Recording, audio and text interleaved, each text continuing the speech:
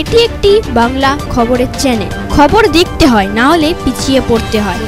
সঠিক খবর দেখার জন্য আপনারা এখন দেখছেন খবর 48 ঘন্টা। বৃহস্পতিবার সন্ধ্যায় রাধাকৃষ্ণ মন্দিরে নমস্কার করে ভোট প্রচার শুরু করলেন যাদবপুর লোকসভা কেন্দ্রের তৃণমূল কংগ্রেসের প্রার্থী সায়নী ঘোষ। তিনি এদিন সোনারপুর উত্তর বিধানসভা কেন্দ্রের অন্তর্গত সোনারপুর রাজপুর পৌরসভার 32 ও 33 নম্বর ওয়ার্ডে ভোট প্রচার শুরু করেন।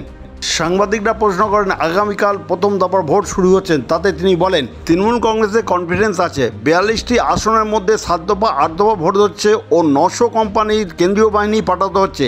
অথচ উত্তরপ্রদেশে এর থেকে ডবল আসন থাকা সত্ত্বেও সেখানে অনেক কম কেন্দ্রীয় বাহিনী দিয়ে ভোট হচ্ছে। দার্জিলিং থেকে কাকদ্বীপ পর্যন্ত পশ্চিমবাংলার সাধারণ মানুষ তৃণমূল কংগ্রেসকেই জিতাবে।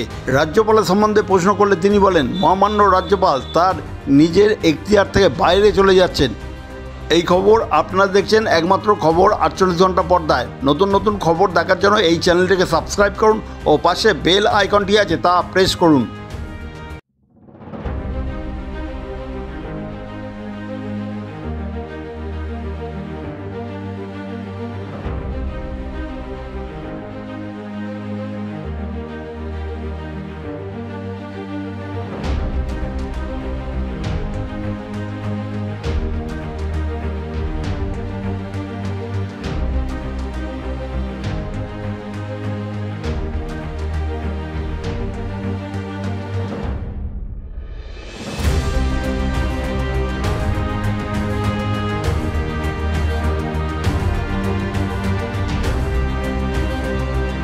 বৃহস্পতিবার সন্ধ্যা কখনো হুটখোলা জিভে কখনো পায়ে হেঁটে সোনারপুর উত্তর বিধানসভা কেন্দ্রে তিনি ভোট প্রচার করেন।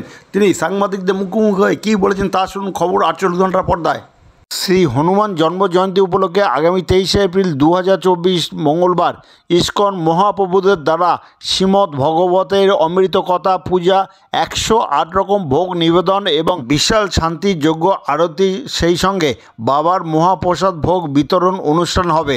স্থান বারুইপুর সদাব্রত ঘাট ও কীর্তনখোলা মহাশ্মশানের মধ্যস্থল হনুমান মন্দিরে। আমাদের ফোন নাম্বার স্ক্রিনে দেওয়া আছে।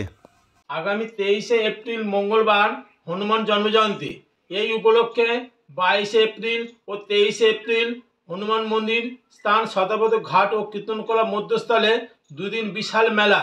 এই মেলা উপলক্ষে আগামী 22 এপ্রিল সকাল 9টায় 108 কলসি জল দিয়ে প্রভুর মহাস্নান এবং 23 এপ্রিল ইস্কনের প্রভুর দ্বারা সকাল থেকে সন্ধ্যা পর্যন্ত ভগবতের অমৃত কথা, 108 ভোগ নিবেদন, সাধুগুরু বৈষ্ণবদের মহাপ্রসাদের ব্যবস্থা এবং ভক্তদের মনস্কামনা ও শান্তিযোগ্য। আপনাদের উপস্থিতি ও সহযোগিতা আমরা একান্তভাবে কামনা করি এবং বিশেষ ঘোষণা, যে সকল শিশুদের জন্মদিন আমাদের হনুমান মন্দিরে নাম নথিভুক্ত করলে প্রত্যেকটা বছর সেই দিনেতে বাচ্চার মঙ্গল কামনায় আমরা পুজো দিয়ে দেবো। তপন শাহ, তৃণমূল কনফিডেন্স। এমনিতেও 7-8 দফায় ভোট করা এখানে, যেখানে আমরা দেখেছি যে সম্পূর্ণভাবে একটা প্রতিহিংসা। উত্তরপ্রদেশে ডাবল আসন অথচ কম সেন্ট্রাল ফোর্স দেওয়া হয়, এখানে 42টা আসন তাতে 900 কোম্পানি দেওয়া হয়। যা ইচ্ছে করুন, সিবিআই, ইডি, 900 কোম্পানি, 1000 কোম্পানি, 7 দফা, 17 দফা, কোনো লাভ হবে না।